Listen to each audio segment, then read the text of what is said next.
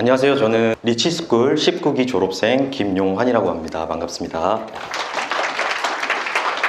작년 2월 달에 경매를 배우기 시작했는데요. 그때와 지금은 참 많은 것들이 달라져 있습니다. 제가 배우고 성취한 것들에 대해서 소개를 해드릴 텐데 오늘 이 자리에 오신 분들께 좋은 동기부여가 되기를 바라는 마음으로 준비했습니다.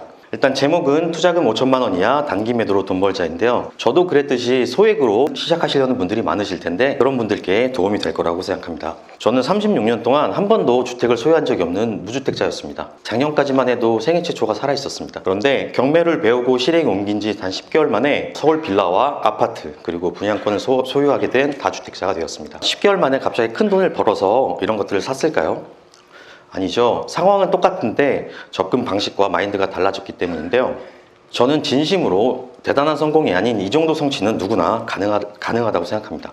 저는 신혼이었고 자본금이 많지 않았기 때문에 돈을 버는 것보다 일치하는 것이 훨씬 더 중요했어요. 물론 리스크 없는 투자는 없지만 경매는 나라에서 정해진 프로세스대로 움직이기 때문에 제가 할 수 있는 투자 중에 가장 안전하다고 생각했습니다. 그리고 두 번째는 목돈인데요. 3천만 원을 받는다고 했을 때 300만 원씩 10번에 나눠 받게 되면 제 성향상 좋은 음식을 먹고 좋은 옷을 입고 좋은 곳을 가면서 다 써버렸을 겁니다. 그런데 목돈으로 3천만 원이 들어오게 되니까 재투자를 하게 되더라고요. 곧 1억이 될 것 같으니까 그게 가능했던 게 경매였습니다. 그리고 마지막 세 번째는 일회성이 있는 다른 부업들과 다르게 경매는 살면서 꼭 필요한 부동산에 관련된 지식들이 계속해서 쌓인다는 게 너무 매력적이었습니다. 집을 사거나 팔 때 필요한 어떤 각종 서류들을 경매를 하게 되면 아주 기본적이고 반복적으로 봐야 하기 때문에 이런 데이터나 경험, 노하우들이 쌓이다 보면 몇 년 후에는 저한테 가장 큰 자산이 될 거라고 생각했습니다.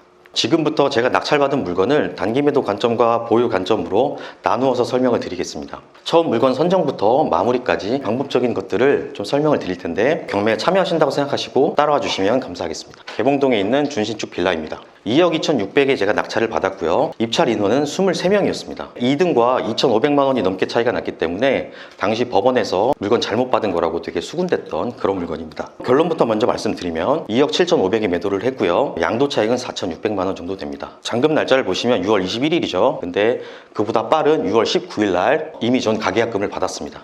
매도가 쉽지 않다던 구로구에서 소유권을 갖고 오기도 전에 이미 매도를 한 것이죠. 정식으로 소유권 갖고 온 이후에 계약서를 쓰고 잔금을 납부받은 내역입니다. 수익률인데요. 양도 차익이 4,600 정도가 났기 때문에 각종 지출과 매도 후에 내는 세금까지 제한 금액이 3,200 정도 됐습니다. 그리고 제 돈은 4,200 정도가 들어갔기 때문에 수익률은 75%입니다. 4천만 원 투자해서 두 달 만에 3천만 원을 번 거죠. 2등과 2,500만 원이라는 큰 차이가 났음에도 불구하고 거의 5천만 원에 가까운 양도 차익이 났기 때문에 많은 분들이 궁금해 하셨는데요. 제가 오늘 소개해드릴 7가지 프로세스인데요. 2번에 물건 선정이 있죠. 내가 낙찰받고 싶어 하는 물건을 고르는 것보다 우선되어야 할 것이 무엇이 있을까요? 바로 단기 매도를 할지 보유를 할지를 결정하는 겁니다. 저렴하게 낙찰받으면 두 가지 포지션이 다 가능합니다. 그런데 권리 분석상 문제가 없다면 서울 준신축 빌라는 거의 불가능에 가까워요. 그래서 어떤 포지션으로 갈 건지에 따라서 접근 방식이 달라지기 때문에 포지션을 정하는 게 우선이고요. 저는 단기 매도를 원했기 때문에 중요한 것은 두 가지였어요. 어차피 한두 달 안에 팔 거기 때문에 입지나 호재나 인프라 이런 것들은 전혀 고려 대상이 아니었어요. 당장 팔릴 수 있는 가격, 평균적인 시세도 아니고 호가는 더더욱 아닙니다. 당장 얼마면 팔릴 수 있는지 이게 가장 중요합니다. 두 번째는 대출인데요. 투자금이 많지 않았기 때문에 저는 대출이 가장 많이 나오는 게 제일 중요했어요. 가장 많이 나온 대출은 신탁대출이죠. 신탁대출이 80%가 나오더라고요. 1억 8,200인데요. 왼쪽 사진을 보시면 저는 2억을 대출을 받았죠. 이게 가능했던 이유는 신탁대출 중에서도 신탁대출과 사업자 대출을 합친 상품이 있습니다. 한 40분이 넘는 대출 상담사분께 연락을 드렸는데 딱 한 분만 이 상품을 가지고 계셨어요. 금리가 좀 높거나 절차상 좀 복잡하다는 단점은 있지만 2천만 원이나 더 나오는데 안 할 이유가 없죠. 이거는 저처럼 소액으로 단기 매도를 하시려는 분들께 아주 중요한 도움이 되는 그런 상품이기 때문에 소개를 드리겠습니다. 그리고 돈이 되는 빌라를 골랐던 기준인데요. 경장님께서 추천해 주셨던 물건 중에 하나였습니다. 그 중에서 제가 원했던 기준이 3가지가 있었는데요. 거기에 부합했던 물건이었습니다. 자, 첫 번째는 가족 단위 거주입니다. 아파트가 아닌 빌라를 매수하려는 수요는 1인 가구보다 그 지역에 정착하려는 가족 단위가 훨씬 더 많습니다. 40제곱미터 이상, 방 3개, 화장실 2개, 엘리베이터 있는 10년 안쪽에 있는 건물을 원했어요. 주방과 거실인데 꽤 넓죠. 두 번째는 비역세권 중급지 이하입니다. 지금 이 표는 서울 아파트 평당 매매 가격과 급지를 나눈 자료인데요. 재투자금으로 1번 조건을 충족하기 위해서는 철 중급지 이하에만 가능했어요. 그런데 저는 당시 서울 지역에 대한 이해도가 낮았기 때문에 이런 표들을 참고하면서 내가 이런 지역에 투자를 할 수 있구나 공부를 했습니다. 물건지가 위치한 구록을 보시면 상대적으로 낮은 곳에 위치한 것을 볼 수 있죠. 세 번째는 저평가 물건인데요. 이게 이 물건을 선택한 가장 큰 이유입니다. 서울 땅은 지속적으로 우상향하는 가치가 높은 안전자산입니다. 감정가를 보시면 토지가 40%, 건물이 60%로 건물의 가치가 높게 설정이 되어 있어요. 이 물건의 준공 연도는 2018년으로 6년이 지났습니다. 6년이 지났으면 건물의 감가가 시작돼서 가치가 떨어지고 토지의 가치가 오르는 게 일반적인데 이 물건은 반대로 되어 있었습니다. 그래서 준공 연도가 비슷한 다른 물건들을 찾아봤어요. 그랬더니 역시나 토지의 가치가 70%, 건물의 가치가 30%로 토지의 가치가 월등하게 높게 설정되어 있습니다. 이게 일반적이고 당연한 겁니다. 그렇다면 이 물건들과 제 물건의 다른 점이 뭔지 찾아봤어요. 바로 감정 시점이었습니다. 지금 이 물건들은 보통 다 2024년으로 최신인데 제 물건은 21년으로 3년이 지난 시점이었습니다. 감정 시점도 3년이 지났고 토지의 가치도 저평가되어 있기 때문에 이건 사람들이 잘 모르는 내용이고 돈이 될 수 있겠다 생각해서 조사를 해보기로 했습니다. 임장가 부동산 방문인데요. 이것도 필요한 부분 말씀드릴게요. 일단 첫 번째, 그 지역의 분위기 파악입니다. 여러 부동산을 돌면서 내 경매지 물건 시세를 묻고 다니는 것보다 그 지역의 분위기를 파악하는 게 훨씬 중요하다고 생각했어요. 근처에 초중고가 있다면 실수요자들의 이탈은 없는지, 그 지역에 사시는 분들의 연령대는 어떠한지, 그리고 전세 수요는 꾸준한지, 재개발 호재에 대한 주민들의 생각은 어떠한지 이런 것들입니다. 그리고 두 번째는 공실인데요. 제 물건지는 물론이고 주변 주택들의 공실 여부를 확인하셔야 됩니다. 신축 주변에 다 구축이었는데 거기도 많은 분들이 거주하시는 걸 보고 가격만 맞다면 매도 가능성이 높겠다라고 생각했습니다. 그리고 세 번째는 입주민 활용인데요. 많은 분들이 어려워하시는 만큼 강력한 정보를 얻을 수 있는 방법입니다. 우연찮게 말을 걸었던 할아버님께서 그 빌라를 관리하시던 방장님이셨습니다. 저를 이쁘게 봐주셨는지 집에 초대를 해주셨고 덕분에 집 구조를 아주 디테일하게 볼 수 있었습니다. 심지어 불법 점유자의 연락처라든지 제가 절대로 알 수 없었던 정보들을 정말 많이 선물해 주셨어요. 그리고 그 집을 나오면서 매도가 1,500만 원을 올리기로 결정하였고 이 집은 100% 무조건 팔린다는 확신을 갖게 되었습니다. 얼마를 쓸지를 정해야죠. 그 지역에 비슷한 시기에 낙찰 물건들의 낙찰 가율을 확인하시는 겁니다. 빌라는 실거주자가 아닌 투자자들이 대부분 들어오기 때문에 저보다 먼저 그 지역에 대해서 조사하고 연구한 정보들을 한눈에 볼 수 있는 아주 귀중한 자료입니다. 많은 분들이 낙찰가율을 보시기 때문에 베팅할 수 있는 기준점이 될 수 있어요. 그리고 두 번째는 이거 진짜 중요한데요.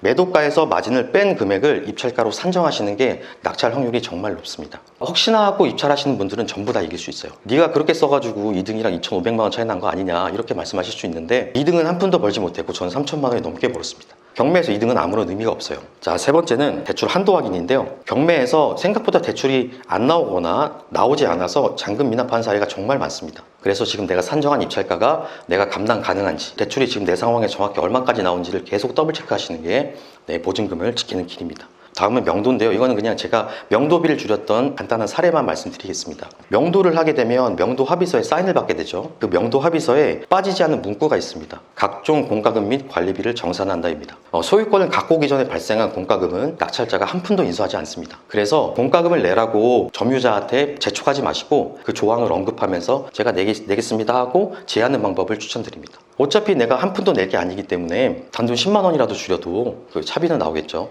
세금인데요. 이건 혹시나 모르시는 분이 있을까봐 그냥 넣어봤습니다. 세금은 카드 납부가 가능합니다. 몇백에서 몇천만 원이 되는 큰 돈을 현금으로 내시면 아무런 혜택이 없지만 카드로 내시게 되면 항공 마일리지 적립이라든지 캐시백이라든지 다양한 혜택들이 있고 그리고 더 중요한 건 무이자 할부가 가능합니다. 그래서 이 큰 돈들을 내기에 부담되시는 분들은 이런 무이자 할부 같은 걸 이용하시면 좋을 것 같습니다.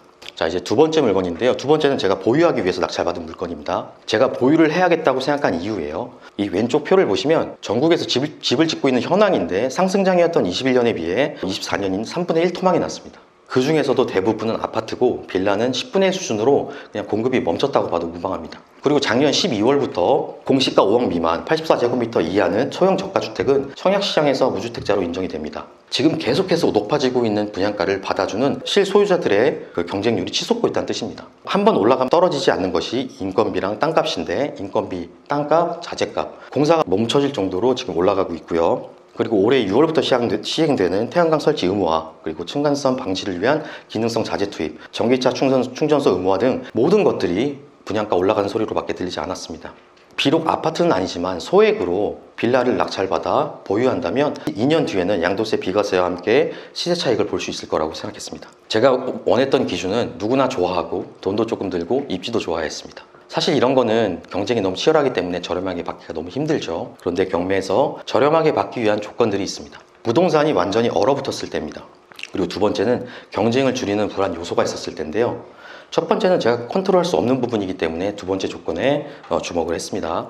이거는 강서구에서 비슷한 시기에 낙찰된 두 개의 물건인데요. 하나는 전세가에 비해서 4,400만 원이 높습니다. 그리고 입찰 인원은 11명입니다. 또 다른 하나는 전세가에 비해 단 1,300만 원만 높고 심지어 단독 낙찰입니다. 비슷한 시기에 비슷한 입지에 비슷한 물건인데 왜 이렇게 경쟁의 차이가 있었을까요? 권리 분석상의 문제는 없습니다. 공동담보인데요. 공동담보를 짧게 설명드리면 내 부동산을 묶어가지고 더 많은 돈을 빌리는 방법입니다. 갚지 못하면 당연히 다 경매로 넘어가게 되는데 여기서 문제는 담보가 1번, 2번, 3번 3개라고 한다면 그 3개가 모두 낙찰이 되고 잔금 납부가 되어야 그때 배당이 시작된다는 겁니다. 그래서 낙찰이 언제 될지도 모르고 시간이 얼마나 걸릴지 예측이 안 되기 때문에 권리 분석상의 문제가 없어도 많은 분들이 꺼려 하십니다. 제 물건은 2번이었는데요. 1번과 3번은 둘 다 모두 단독 낙찰이었어요.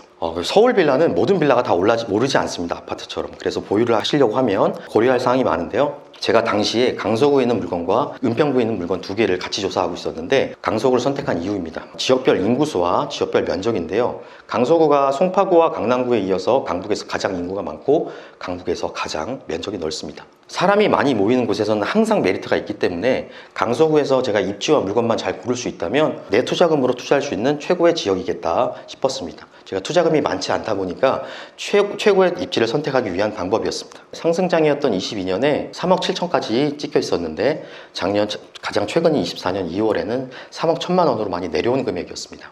경매 투자자들한테 실거래 자료는 정말 제일 중요한 지표이기 때문에 여기까지만 조사하신 분들은 수익성이 없다고 판단하시고 안 들어오셨을 겁니다. 반대로 생각하면 24년 2월이 아닌 현재 가치가 3억 1천만 원 이상인 것을 확인을 한다면 이 또한 경쟁을 줄일 수 있는 요소가 되겠죠. 대봉동은 3년이 지난 오류가 있었던 감정가가 입찰가를 눌러주고 있었고요. 두 번째는 등촌동은 낮게 찍힌 실거래가가 입찰가를 눌러줄 거라고 생각했습니다. 우량한 물건을 저렴한 가격에 받을 수도 있겠다라는 생각을 갖게 됐습니다.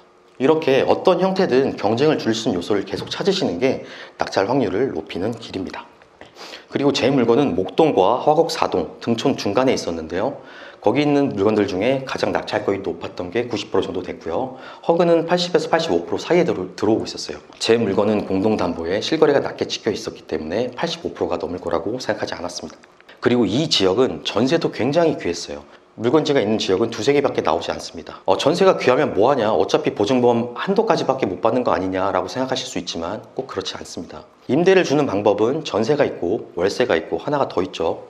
반전세입니다. 제가 만약에 월세 10만 원을 추가로 받을 수 있다면 보증금 1,000만 원을 올려준 효과로 환산이 되기 때문에 제 투자금을 더 아낄 수 있다고 생각했습니다. 그리고 만약에 이게 실제로 가능하다면 입찰가를 좀 올렸어도 되겠죠. 표를 보시면 낙찰가에서 전세가를 뺀 1,760만 원이 제 투자금이었고요. 여기서 만약 월세 10만 원을 받게 된다면 1,000만 원을 공짜로 쓸 수 있으니까 1,000만 원을 제한 760만 원이 제 최종 투자금이 됩니다. 만약 제 생각대로 된다면 저는 760만 원으로 서울의 우량한 빌라를 소유하게 되면서 2년 뒤에는 양도세 비과세와 함께 투자금의 10배가 넘는 수익을 낼 수 있을 거라고 생각했습니다. 상승장에 찍혔던 가격이 3억 7,500이었기 때문입니다. 제가 그래서 1%를 올렸었는데 2등이 85%였어요. 그래서 2등과 160만 원 차이로 낙찰을 받았고 3등은 83%로 허그였습니다. 그리고 집을 내놓자마자 그 다음날 바로 집이 나가게 됐고요. 전세 보증 한도까지 받고 그리고 추가적으로 월세 10만 원까지 더 받고 있습니다. 지금 생각해보면 훨씬 더 받을 수 있더라고요. 집 내부인데요. 뭐 한 게 없습니다. 도배만 했어요. 집이 깨끗하게 돼 있었고 그냥 방 좀 깨끗하게 안방 화장실입니다. 전세가 귀했던, 물건이 귀했던 지역인 만큼 제가 부동산에 내놓자마자 정말 많은 연락이 왔는데요. 그 중에 3억 5천의 매도 문의도 있었습니다. 그런데 저는 방금 말씀드렸다시피 3억 7,500 상승장에 찍혔던 이 가격은 최소한 다시 올 거라고 생각하기 때문에 이 이상이 될 거라고 생각하기 때문에 매도하지 않았어요. 양도세, 비과세도 받아야 되고요. 그런데 만약 제가 3억 5천에 매도를 했다고 가정하고 양도 차익을 한번 계산해 볼게요. 개봉동에 있는 물건의 양도 차익은 4,635만 원이었습니다. 그런데 두 번째 있는 등촌동 물건은 5,440만 원이죠. 지금 단 두 건으로 양도 차익이 1억이 넘습니다. 그리고 이 물건을 제가 입찰하고 법원 가고 임태료 가고 임장 가고 모든 시간을 다 해도 일주일이 채 안 걸렸어요. 이거 안 할 이유가 있을까요? 가장 안전하고 효율성이 좋은 부업은 경매만한 게 없다고 생각합니다. 저는 그 어떤 것보다 제일 중요하다고 생각하는 게 마인드 변화입니다. 똑같이 생각하고 똑같이 행동하면 제가 그랬듯이 아무런 변화가 없겠죠. 제가 리치스쿨이 가장 가치 있다고 생각하는 것은 물론 기술적인 부분도 있지만 그 마인드가 바뀔 수 있게 도움을 주십니다. 그 환경을 만들어 주세요. 그게 정말 큰 겁니다. 지나고 보니까 알겠어요. 제 인생이 변하게 된 시점이 언제냐고 물어보신다면 작년 2월 리치스쿨을 수강한 그때라고 말씀드릴 수 있습니다. 제가 마지막으로 한 말씀만 드리고 마무리 짓도록 하겠습니다. 안 되는 이유를 찾거나 어떤 실체가 없는 두려움에 사로잡히면 꼬리가 몸통을 흔든다고 하죠. 그걸 반드시 경계하셔야 되고 지속적으로 우상향할 자산을 선별하는 능력을 키우셔서 이 자리에 계신 모두가 부자가 되시기를 바라겠습니다. 감사합니다.